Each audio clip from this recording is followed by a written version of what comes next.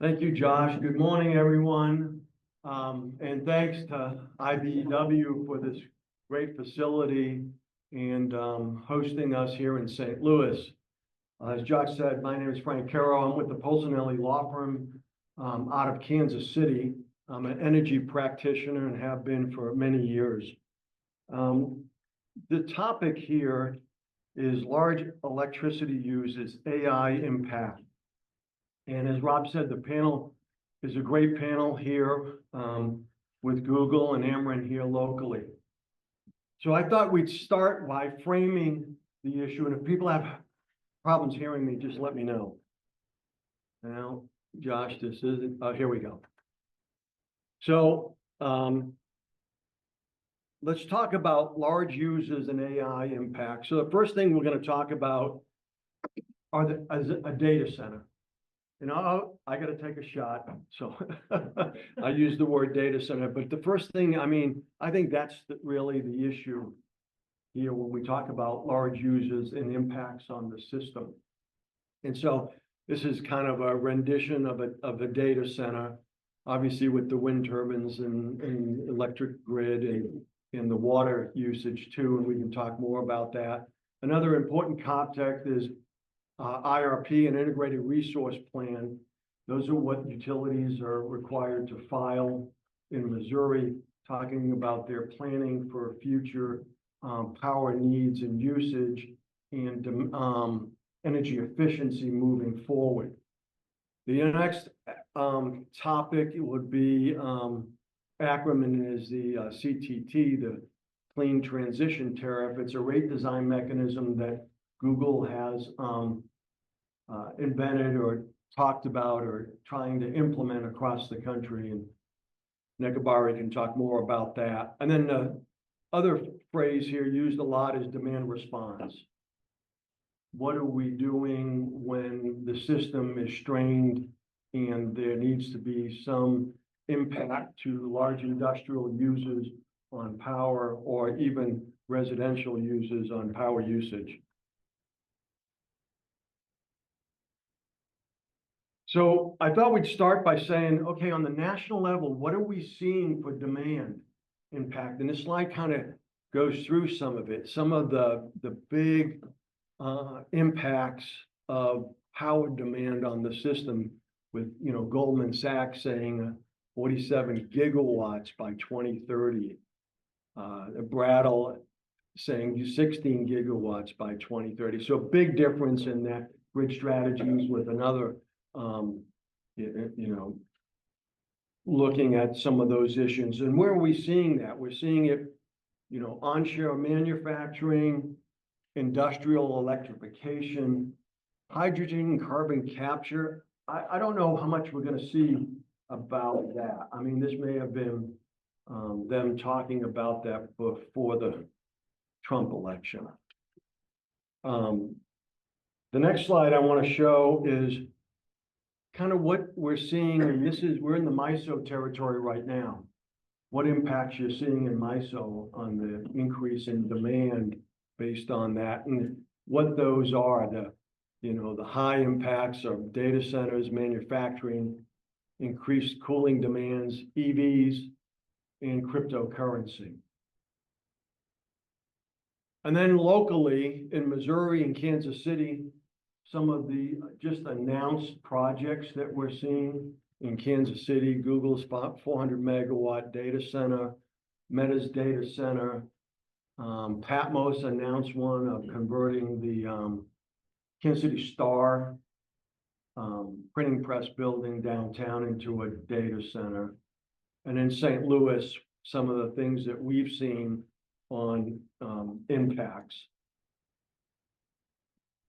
And then here's a slide that Ameren corrected, and you look at the average size of projects in 2019, just 5 years ago, was 3.2 megawatts. And now look at the increase that we're seeing in that. 181.2 megawatts per project size. Just an amazing increase in power that we're seeing. So I think our panel is going to talk about kind of these four issues, business considerations when citing data centers or large industrial projects. So, Nekabari with Google, you want to talk about what you're seeing with Google and what kind of influences Google to choose the Midwest and some of the influences that Google looks at when it's looking at citing a data center? Yeah, sure. So, first, Frank, thanks for the intro, and to everyone here, thank you all for the opportunity. Really looking forward to a great conversation.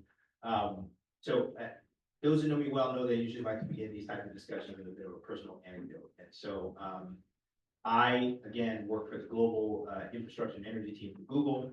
And so when I first was walking around the offices at Google, having just come from the utility prior to that, you sort of try to meet folks in the office and you sort of ask, well, hey, what do you do? And the way that people at Google identify themselves is they identify you based on what you call your PA or your product area. So walk around the office and say, hey, how are you? I'm Nekabari. What do you do? And they say, yeah, I'm in YouTube. I'm in cloud. I'm in so and so. And they say, well, Neka, what is your PA? Well, I'm in energy and location strategy. So I guess my PA is all of them in a way. They said, okay, well, energy and location strategy, what do you do? I said, well, okay, we cite and power the data centers that power Google's products. And folks at Google would look at me and say, wow, you know what? I guess it does make sense that we have data centers. And so I say that to say, while data centers really matter to people inside of this room, they don't even know, people in my organization still don't even know that really they exist. So that kind of tells you, I think, the sort of dichotomy of where we're at. But that said, I think, to the question around what it is and, why MISO, why the central region, I think really matters. Needless to say, Google is a large user of electricity. As I mentioned, PAs is how we identify ourselves. So it's not only YouTube and Google Maps and search, but we also provide a lot of support to some pretty critical cloud customers as well. Everything from airlines to banks to hospital systems rely on Google products. And because people need those things to sort of have access to those things at all times, that means that the infrastructure that we use to power those products kind of has to be on at all times as well. So energy is one of the largest components, if you will, of Google's ability to deliver our products. I won't say the number, but the numbers are astronomical in terms of what we sort of pay on an annual basis, but that is what is used to support what we do. So to the question around sort of the MISO region or the central region, generally speaking, I think there are a lot of considerations that we take into mind when we think about where to site a data center. First, naturally, of course, is land. I didn't quite see the picture up there, but I imagine that it was a whole big plot of land with a really big building, and naturally, we have lots of plots of land with buildings of that size. I think our biggest data center in the world is in Council Bluffs, Iowa, and when I first went there, they tried to sort of tell me the scale, but as they talk to you about it, you can't really get it until you see it. So I think that the metric that they gave me was take 54 football fields, lay them next to each other, and then that's about the size of the data center. Massive scale. And so land is an important component. Water is an actual important component as well. As those that may be familiar, there are a couple ways that you can actually cool data centers. One is air sourced. On the other is to use water to actually cool the racks. The air source method is a little bit more expensive, and so usually most of our data centers are mostly water cooled, and so having access to water, I think, is an important consideration. And then, I'd say the power consumption and the generation mix of a region is really, really important. And I think with the central region, whether it's MISO or SPP, I think the generation mix is kind of trending in a direction, I think, that definitely aligns with Google's view of the world. We have a 24/7 carbon-free energy goal, and no, I'll say carbon-free energy and not renewable energy, and so we'll get to why that is in a minute. But 24/7 carbon-free goal, and so one of our objectives is to make sure that the grids in which we operate are trending towards that area. And then I say, last but certainly not least, I'd say the central region has some of the most, I think, willing and great utility partners for us to sit down and have these conversations. I think, as I mentioned, Google has looked in several different places to site data centers, some in deregulated markets, some in regulated markets. And in the latter case, it's really important to have really effective and willing utility partners. And I'd say that in our experience in the Central Region, I think that partnership has certainly been there, and certainly a partnership opportunities I think we hope to grow. So lots of elements, excuse me, I think that really matters. We think about siting data centers, and I'd say I'm supposed to say, I didn't count how many times I said data center, but maybe it's a lot. I'm supposed to, the question I always get is, NECA, is the data center hype real? Is it really happening? And I think we have enough demand signals to say, yes, that is the case. I will tell you that if there's any data center provider that sort of comes in and tells you that, they can tell you with any type of accuracy or certainty how much load is going to grow in what year and where, they're probably not telling the truth. But directionally, I think we just mean that, the demand signals are sort of showing that the demand for these products is just going to increase. And so I think part of the work is working with utility partners, working with regulators to sort of figure out how we can best make sure that all of the, cost and benefits of us coming to these territories is definitely sort of, allocated properly. So keeping to the topic, Nekabari, how does AI impact the data center development? Because we saw a lot of the data centers initially were developed on the East Coast. Yep. In the load areas, Northern Virginia, Pennsylvania, and then on the West Coast. And now they're coming to the Midwest. What's AI have any impact on that? Yeah, so I'd say it's more so a function of just I think the maturity of the data center industry more generally. So as you mentioned, Virginia, and particularly Loudoun County, Virginia, is data center alley. And that is by far the locale on the entire world that houses the most data centers. And I think there are a couple of sort of historic reasons for that. Proximity to the federal government was a big sort of draw. There was proximity to lots of fiber in that area. And so that was a natural sort of landing spot for the data center industry. And then during the time of the rise of the internet, a lot of the first big internet companies actually happened to be in Loudoun County and happened to sort of be in Virginia as well. I think AOL was one of the big ones that was out there. And so that sort of created a natural hub, if you will, for the industry over time. I think what we're seeing now is, now that we've sort of built a lot of data centers, we kind of understand how to repeat these models. You see the demand for data centers expanding across the country. And so to the point, I think it's less that it's the AI data center component that's sort of driving the expansion, but more just that the industry is expanding and our ability to deliver these things over time. And so I'd say the one difference between an AI data center, if you will, or a standard data center is there seems to be some differences in how you think about load profiles.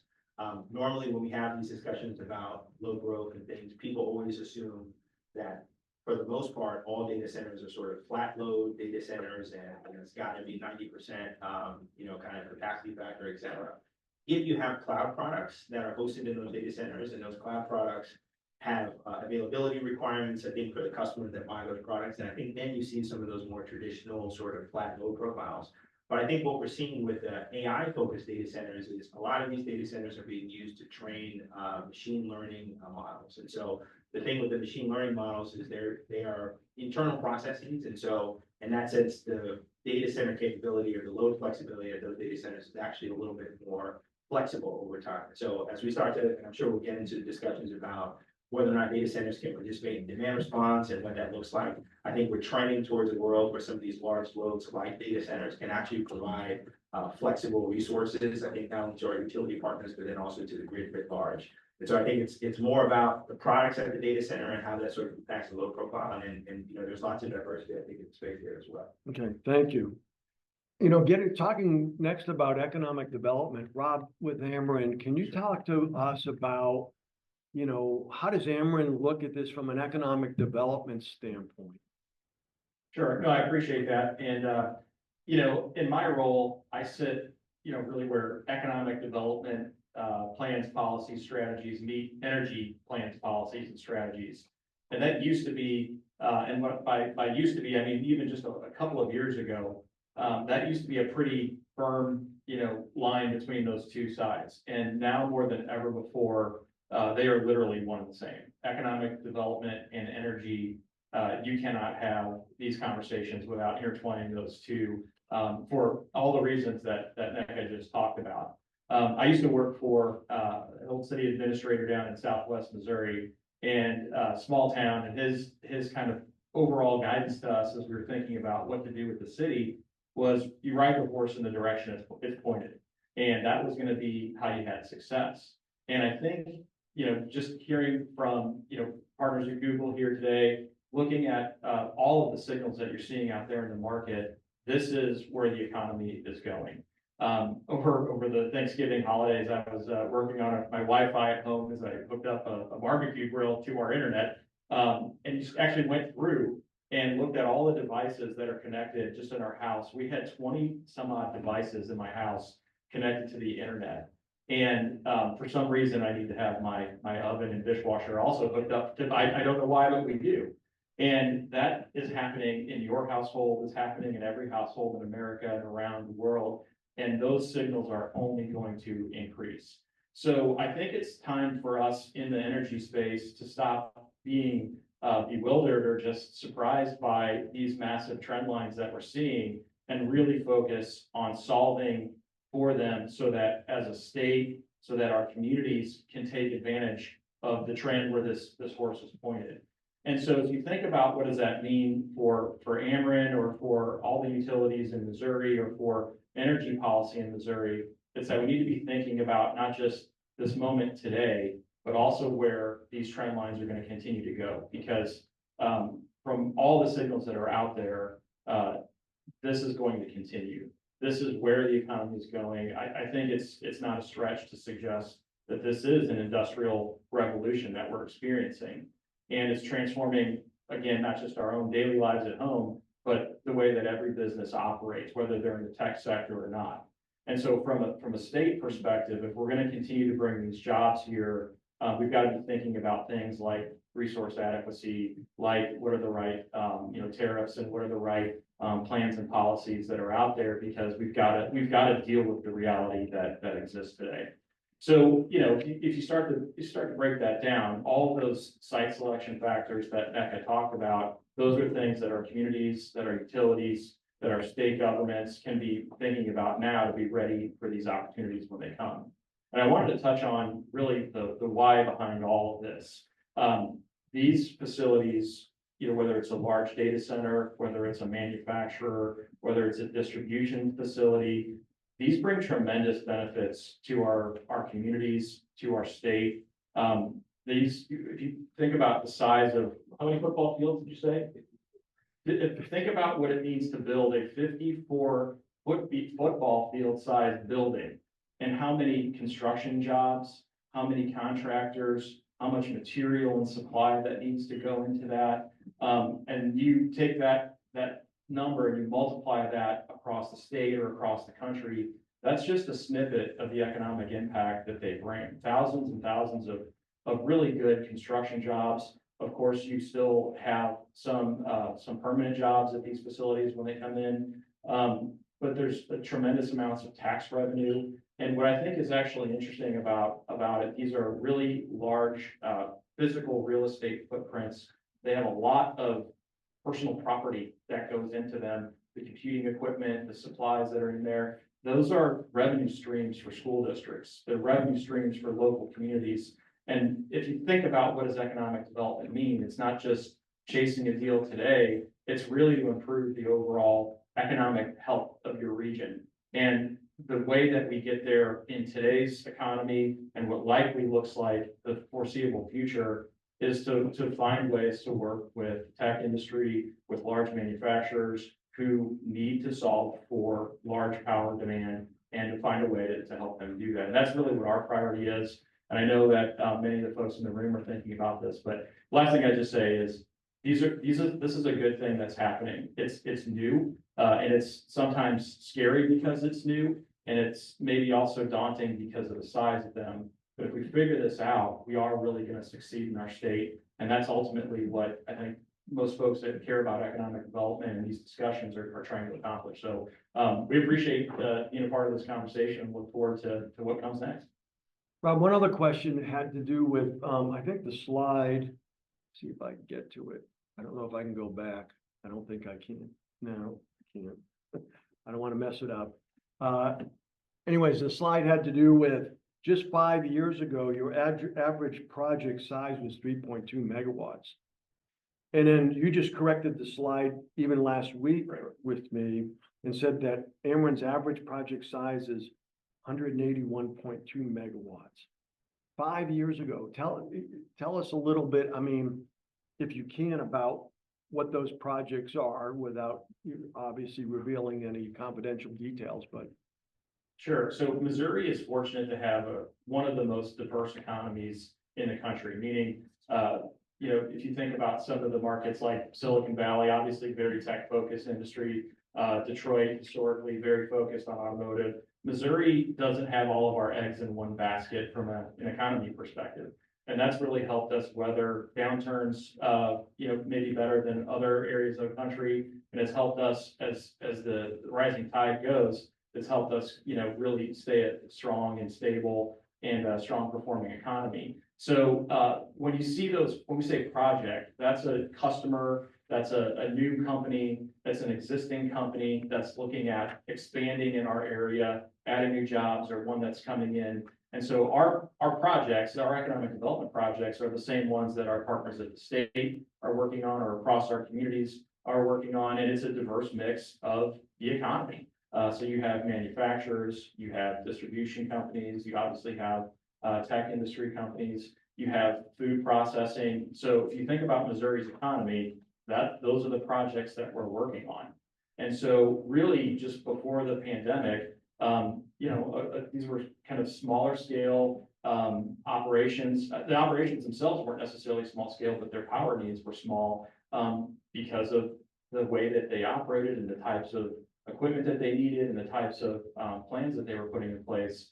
But almost overnight, of course, this has changed as the use of AI has grown, the use of technology has grown, and frankly, as workforce development, that's continued to be an issue where you need to find sufficient, numbers of people with the right skill sets to come in.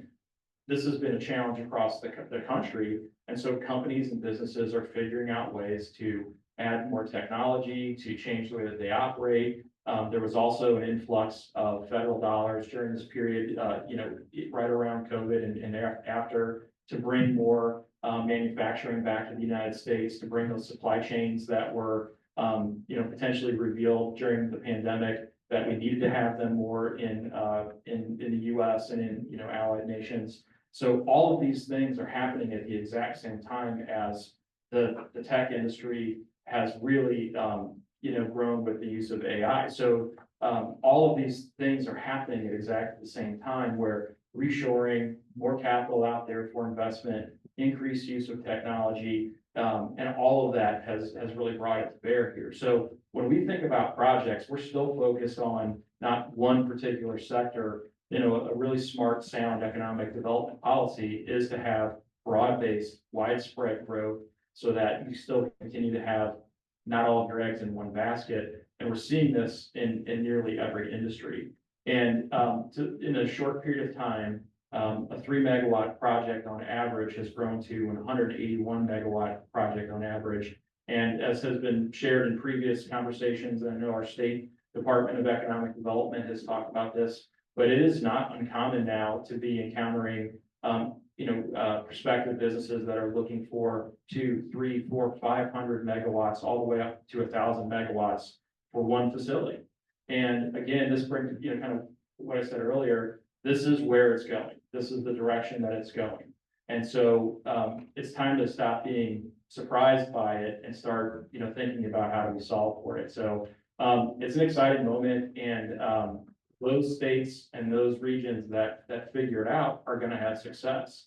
And because this is, again, in my mind, an industrial revolution, those states and regions that don't figure it out are going to be left behind. And so we obviously want Missouri to prosper in this environment. Thank you.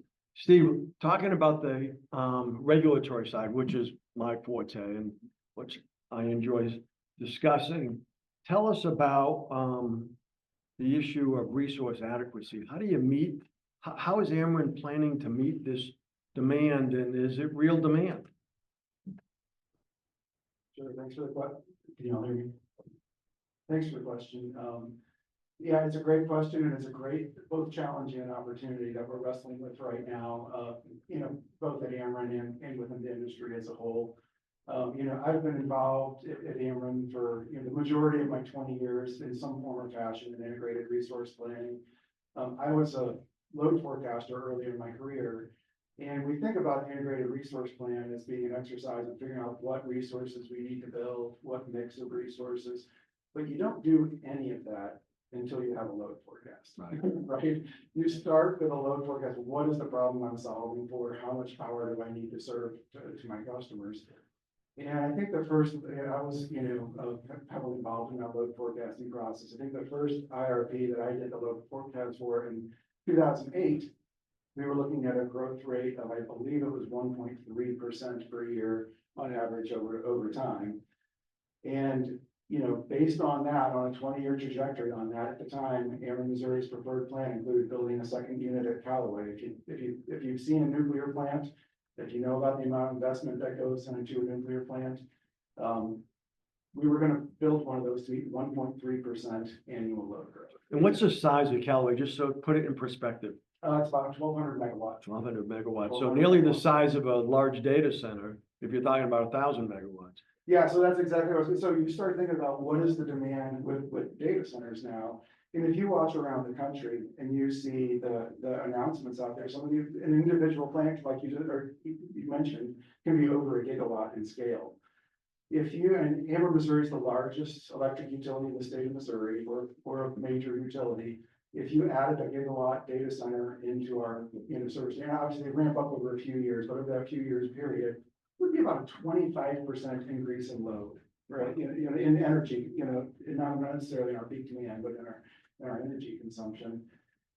So when you drop that into an integrated resource plan where, 20 years ago, we were gonna, look at a nuclear plant to meet 1.3% a year, and you've got to meet 25% load growth over a couple of years or a few years, that's staggering and game changing in what we're doing. And it, like I mentioned at the beginning, it's both a challenge and an opportunity for us for all the reasons Rob talked about. With the important role that can play in the economy and in our state. But at the same time, we're against a backdrop right now where we were already entering a build cycle for resources, to replace, most of the power plants that we operate in Missouri and in large parts of the country were built in the 1960s, 1970s, when load growth was really rampant back then as well. They're coming to end of life. We also know that we have, environmental regulations impacting those fossil fuel resources. We have customer preferences for renewables. So there's a lot going on that's already causing us to be in a build cycle for generation. But if we're going to execute on the real demand that we're seeing, that Rob talked about those projects out there and Nekabari's talked about what they need, we have to be very deliberate about, making sure that we're putting in the resources that are needed, doing that on a timely basis, getting the right mix of resources. Resource planning is just really paramount to making this all work, I think. And, that's what we're focused on, right? We're hearing, about the opportunities to bring this load in.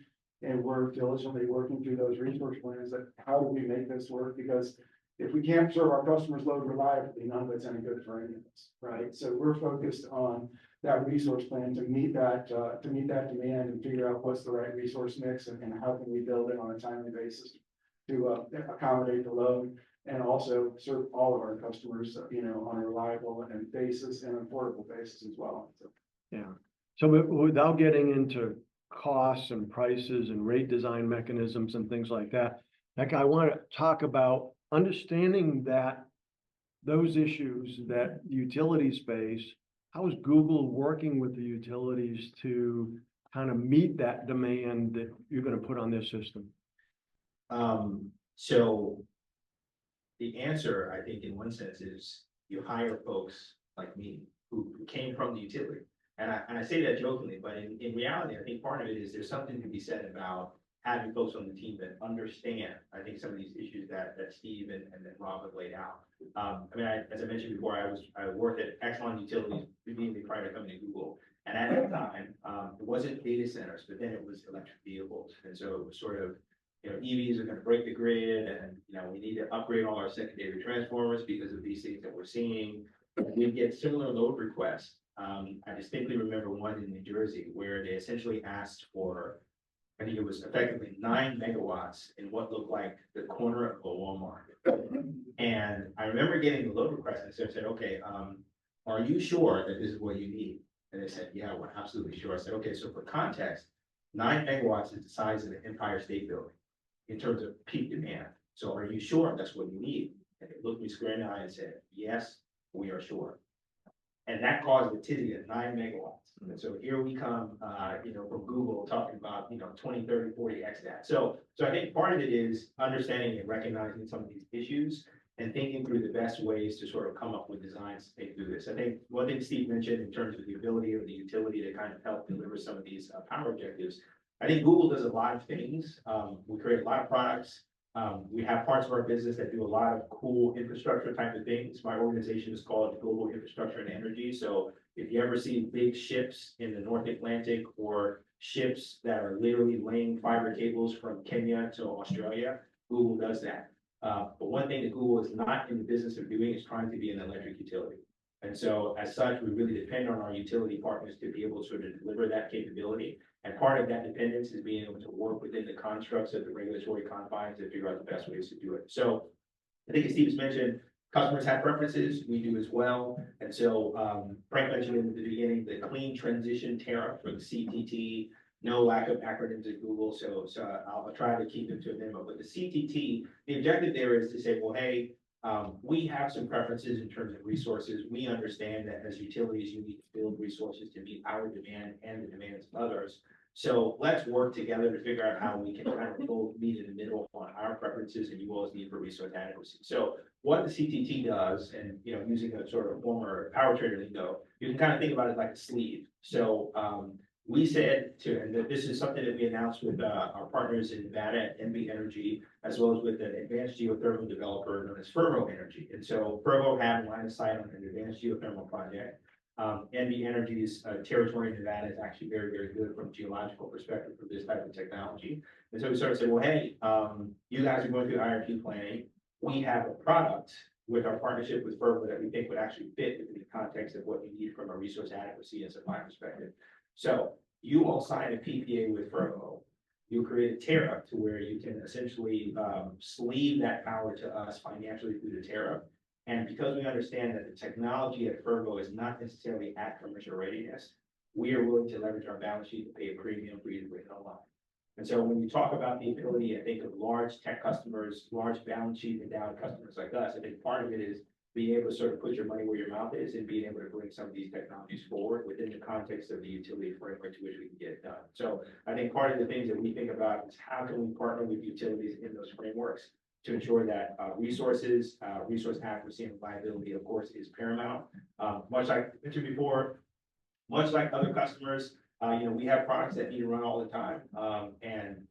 Sometimes the wind doesn't blow, sometimes the sun doesn't shine, but you still use Google Maps whenever you pick up your phone. So we have resource adequacy effective type of sort of metrics as well.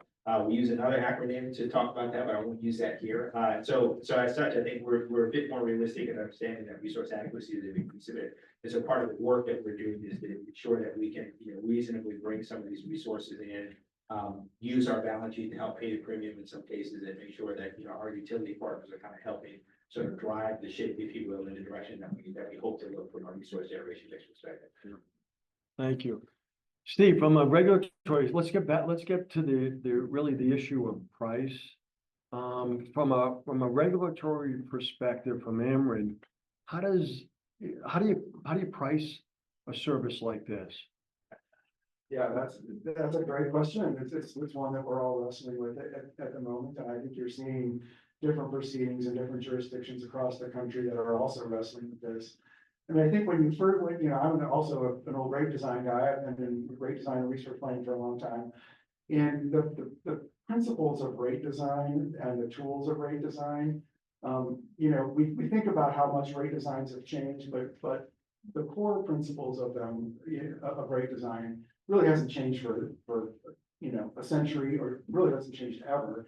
And what that really is about is, the elements that you use to price electricity, that put that monthly bill together for your power service, are pretty basic. What is your demand? What is your energy consumption?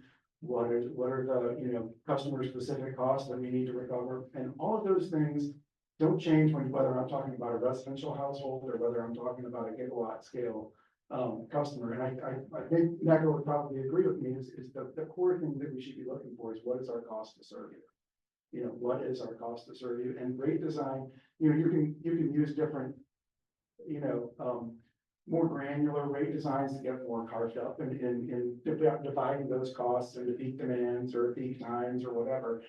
But you're looking for, how do I reflect my cost of service to you? Now, I think the thing that's really more interesting and what's driving the things like the CTT and the proceedings around the country are that we're really getting more into rate design and maybe even contract structure for how do you address risk right now. I think that's what's going on, because when you think about investing billions, I mean, so Google's investing billions of dollars in their facilities, utilities are investing billions of dollars in the facilities used to serve them, and you're making these large financial commitments based on a single customer, you know, and so the question is around how do you build the elements around rate design in terms of contract structures and things like that that are fair in terms of how they allocate risk, right? You know, and so I think what we're really wrestling with is, you know, they bring in a lot of benefits. They bring in a lot of need for investment. I say it's a challenge and an opportunity all at the same time. How do we partner to find structures that work for everybody to, you know, reflect the cost of serving the customer and to, you know, to fairly, you know, attribute risk across the system, make sure that we're all, you know, nobody's going to be disproportionately impacted by what's going on. Yeah, Nick, do you have Yeah. something? So, yeah, I like to use personal anecdotes. I think they kind of land these stories. So I'll use two here. I used to work at Power Marketing, and there was the guy who was the head of our commercial operations team was a gentleman named Chris Moser. And so Chris was a super smart guy. I lived in Houston at the time, but we used to love going up to the trade floor in Princeton just to listen to him talk. And so his big thing was, if you're going to explain something to someone, you need to figure out how to explain it like you're talking to a fourth grader. So the exercise that we do is we walk on the floor and we point to, and those of you who've been in trade floor environments, I mean, there's just screens everywhere. Chris would find one screen, point to a line on that screen and say, hey, go explain to me what this means, but talk to me like I'm in fourth grade.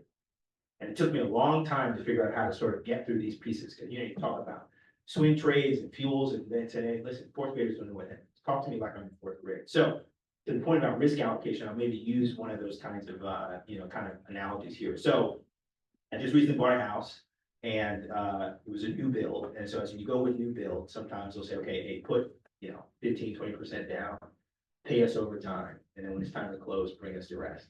I think what we're seeing across the industry is a lot of large load customers like data centers are going to utilities and saying, hey, I promise that in 5 years, I'm going to show up.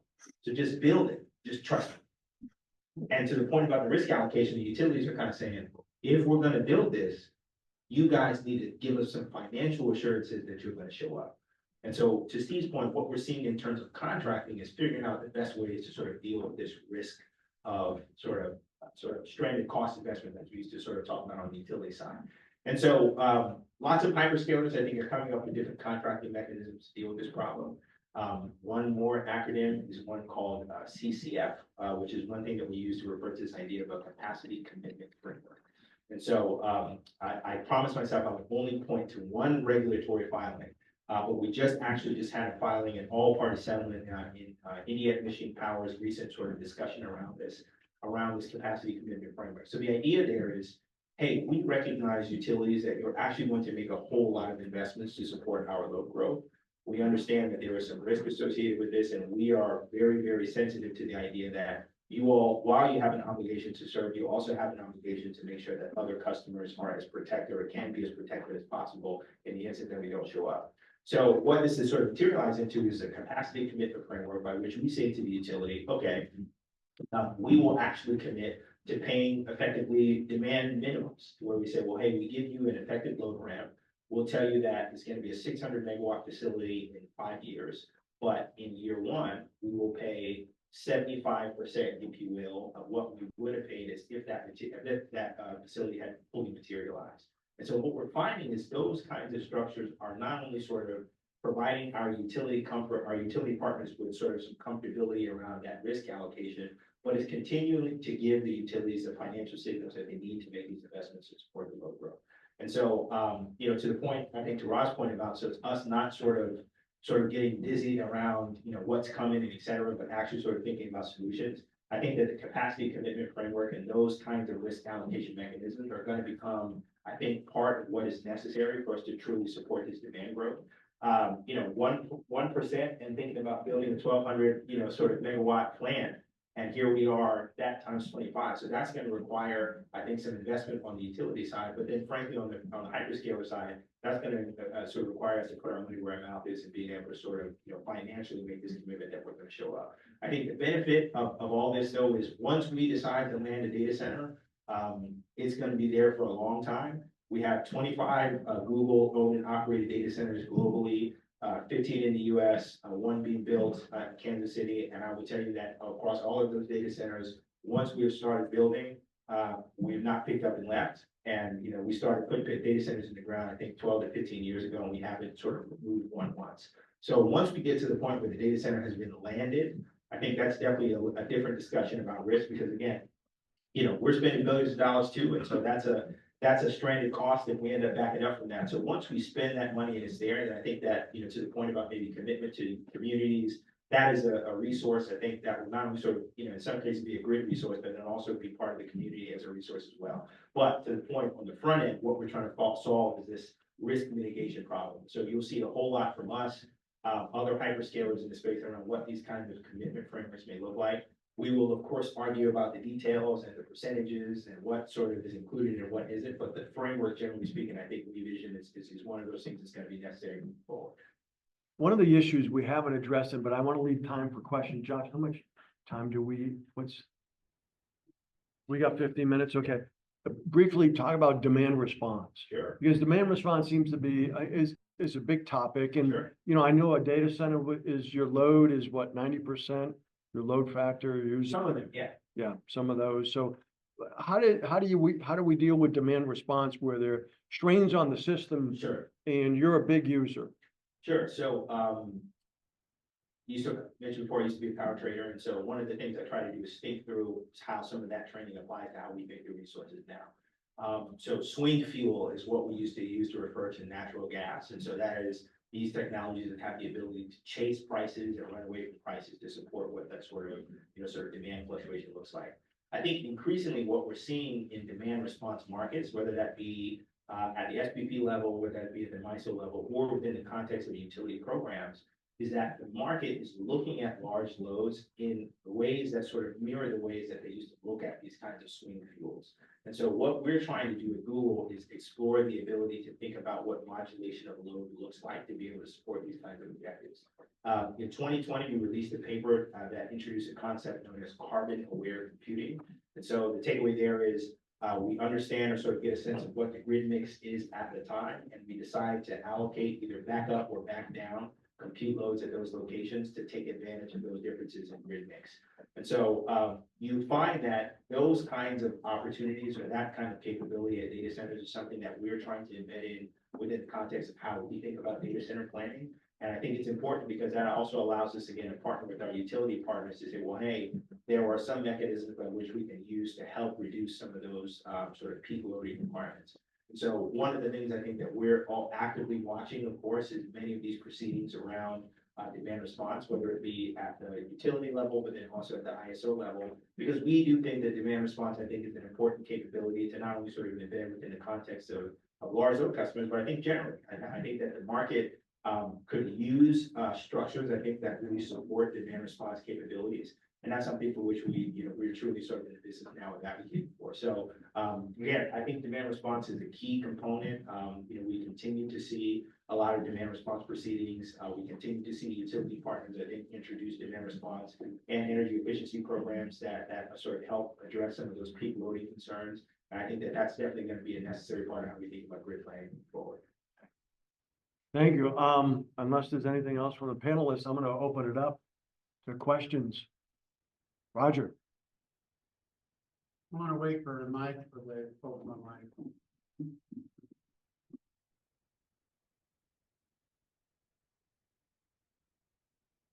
Well, here's my question, and because, for anybody, but Google's has, you said like 25 of these you've developed.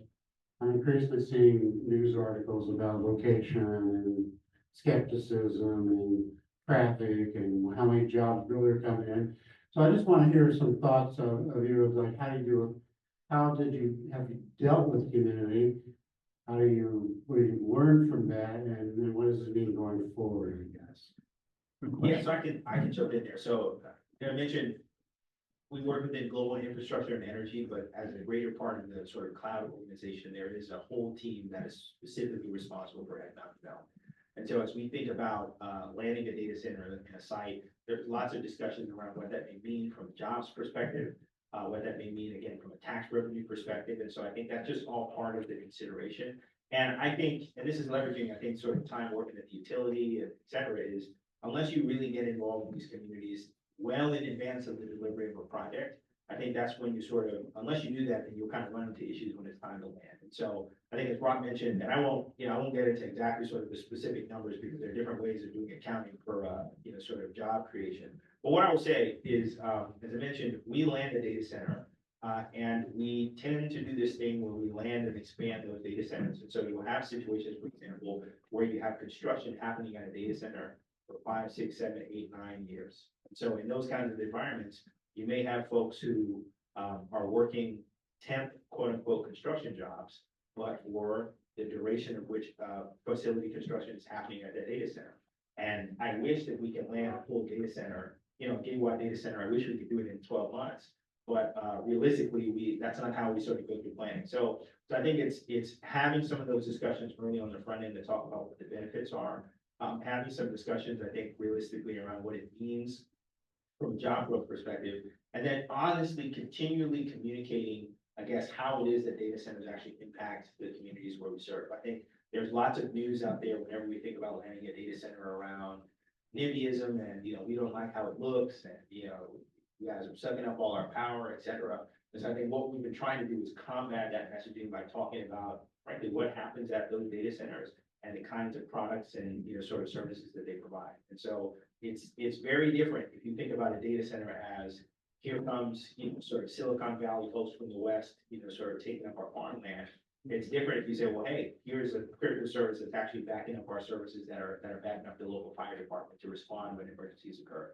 In many cases, it's discussions in rooms like this that are what are used to really land that message. So the economic development team is really, really out there, I think, carrying these messages, and we try to, as members of the energy team, sort of try to match that kind of, relationship, if you will, between energy deployment as well as economic development in that regard. If I can add one thought on that. That concept of NIMBYism or whatever you want to call it is not new to this discussion around data centers today. It's been around literally forever in terms of economic development. I think the way that you overcome it is first and foremost the types of partnerships that Neka talked about and how the individual companies engage with the community, but also from the community and the state's perspective to really do some thought, some hard thinking about what would be the best fit for your community. What are the types of economic development you're trying to bring to the community? How do you develop anything from, incentive policy to land use policy to help really accommodate the types of growth that you want? And, generally speaking, if a community has planned for it and has gone through that on the front end, they've already gone through a lot of that internal angst or something like that to work through it. So if a community wants large development, they should be thinking about it now and really trying to identify where that development is best suited. Where are you going to have the most beneficial uses of land and other things that go into it? So a little foresight, a little thinking ahead and planning ahead really can help prevent it on the back end. But this isn't new and this isn't specific to data centers either. It sounds a lot easier than a landfill. Yeah. You can't navigate Google Maps from the landfill, correct? So that's I think the big change there. Any other question I can hear from?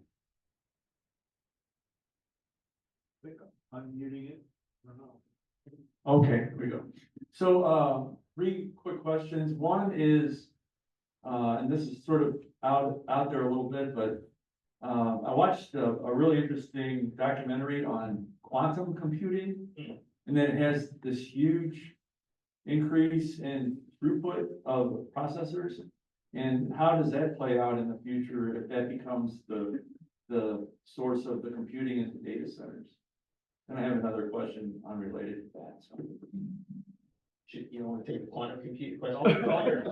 All yours. I'm not a quantum computing physicist, I'm an economist, but what I will say is, generally speaking, one thing that we have seen with respect to computing power is that computing power will sort of go through the cycle where as technologies mature over time, they get a lot more energy efficient over time. And so I think, without sort of specific numbers, I think generally speaking, the chips and things that Google has used have gotten more efficient over time, and the investment that we're making in those chips continue to get more efficient over time. And so, again, not being a quantum physicist, I can probably assume that kind of efficiency is going to continue as we sort of move to these more advanced, sort of computing capabilities as well.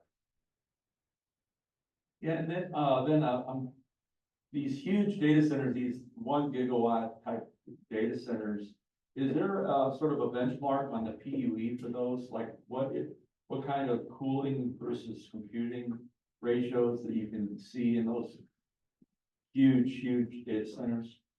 Yeah, so I think that the answer, frankly, will sort of depend on the product.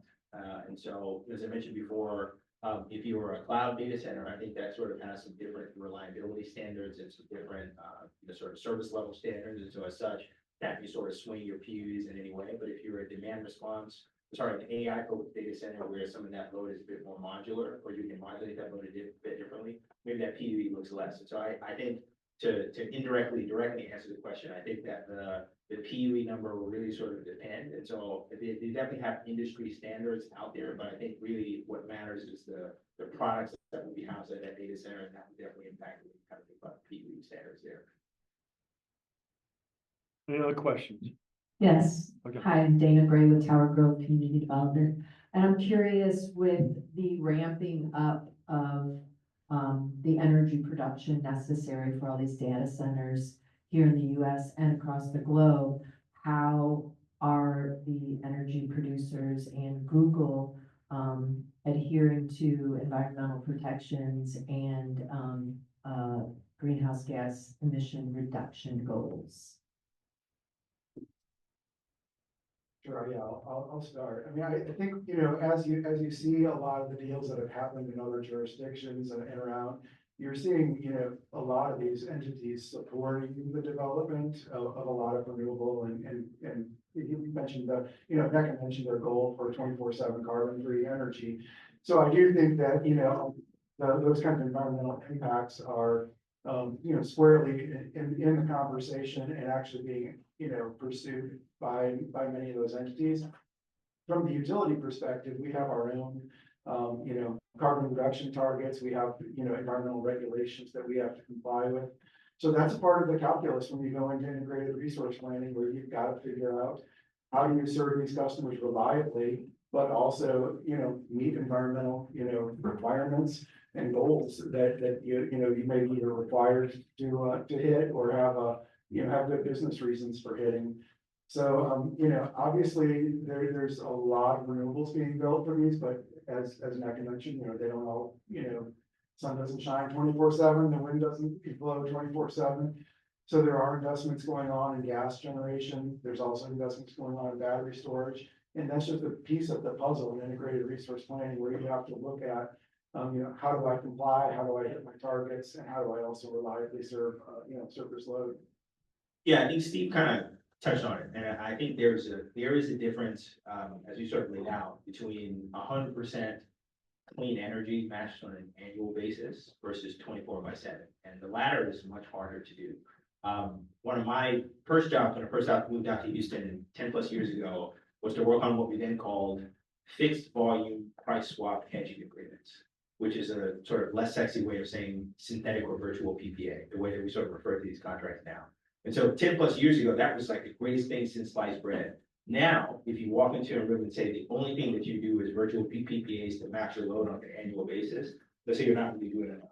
And so what we're trying to do is sort of recognize that and figure out from a planning perspective, how do we go from we're 100% matched over a year to we are 100% matched in every hour of the day?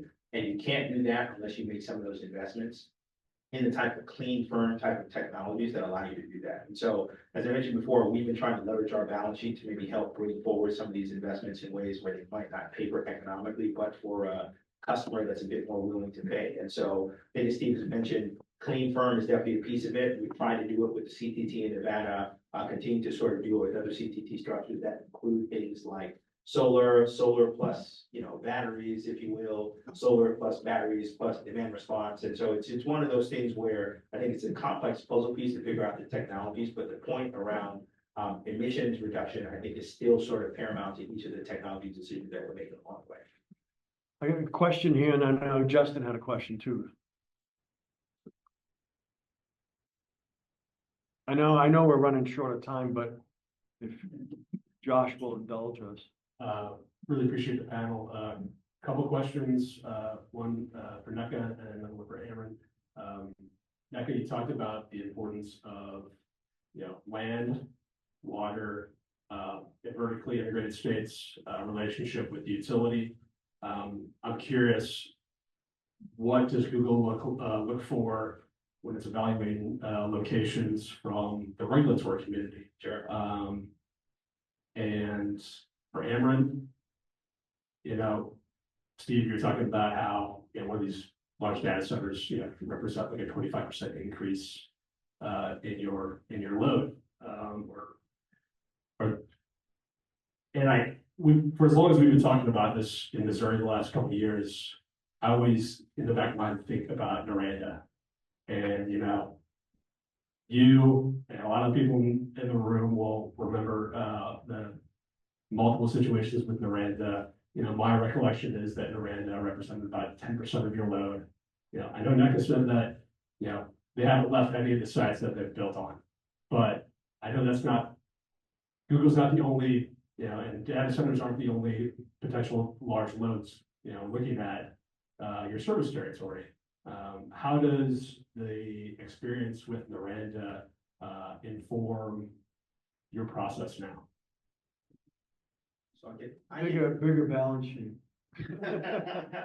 Yeah, no, so I can take the regulatory question. I think the thing that we look for more so than anything is an involved regulatory process that has lots of different perspectives. And so sometimes when you go to states, you'll find that utilities will often have a bit of a constructive relationship with the commission. And so, as the commission goes, I won't say the state, I won't say the state or the utility, but I've definitely been in rooms where, the utility will come in and say to us, so, well, hey, we own the generation, we own the transmission, we own the distribution, and we own the legislature. Tell us what you want us to do. And we have found that sometimes that has some negative implications. And so for us, I think having a regulatory environment where you have a broad community of stakeholders, from large customers like us, from large customers that are maybe not like us, so standard manufacturing, to of course environmental community advocates, as well as the offices of People's Council. I think having a commission or having an engagement opportunity to really truly understand all of the perspectives, I think allows us to position ourselves in a way to where we can really say, well, hey, we've evaluated the ways that this kind of project can benefit all the stakeholders in the room, and you can't do that unless you listen to all the stakeholders. So I think having a diverse group of folks involved in the regulatory process for us is always paramount. Justin? Yeah, Oh, no, go ahead, Steve.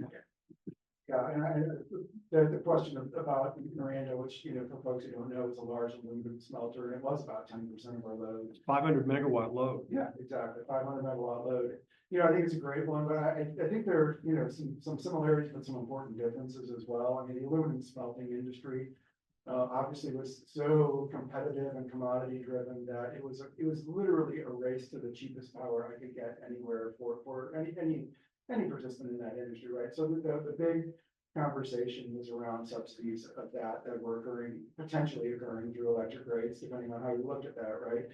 And so, as NECA mentioned, they're looking, I think that the large users out there right now that are kind of driving the discussion in the industry are talking about paying their freight, right? So that's one important element of it.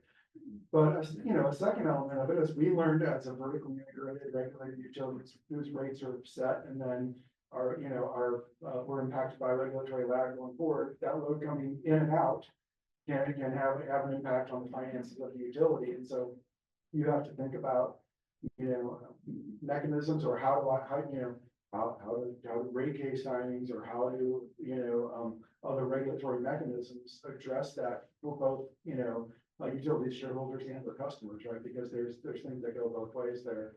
So I think, there's a lot of business planning that goes into serving loads of this size when you're looking at, the amount of both cost changes and revenue changes that are happening and how that intersects with your regulatory paradigm.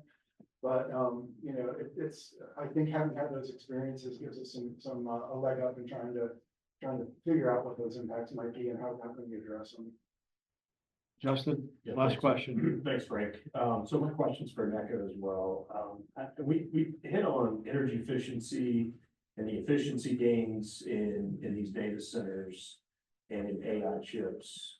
And, as a regulator, that on the one hand, that's great. And on the other hand, I'm curious about, when you have a 500 megawatt load for a data center, and if the next generation of chips is, 25 times more powerful for 1/4 the energy consumption, which I think is pretty close to the NVIDIA Blackwell chips or something crazy like that, right?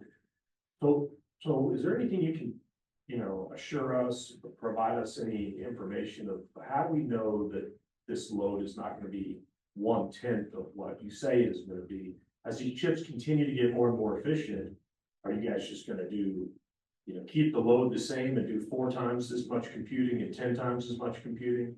No, thanks. Yeah, so I think the short, quick, and dirty answer to that is, yes, those sort of chip efficiencies I think are happening. But I think at the same time, what's happening is that the demand forecast of the use of these kinds of products and services are also growing much, much faster. And so you get to a sense to where, we'll use terms internally like how dense, if you will, is a facility and that sort of thing. So I think part of it really just kind of depends on what the demand forecast is. So, again, not sort of discrediting the fact that the chips are getting more efficient, but I think what we've seen from an internal planning perspective is that even with projections about chip efficiencies, the demand is still there and the demand is still going to be there for a long time. So, nobody can predict the future, but I think from where we sit, the sort of signals sort of point to us in terms of saying, well, when we get there and when that load gets there, then, that load will be there. Thanks for your indulgence. Appreciate, join me in thanking Steve, Rob, and Neka for this great presentation. Thank you. Thank you all very much. We appreciate that. We are moving into our next session. I know there were some other questions and I apologize about that. We want to make sure you have enough time for the next session. Lunch for this year there's no panel, so a great opportunity for coffee and having more discussions and answering some questions that you want to do back there. So if we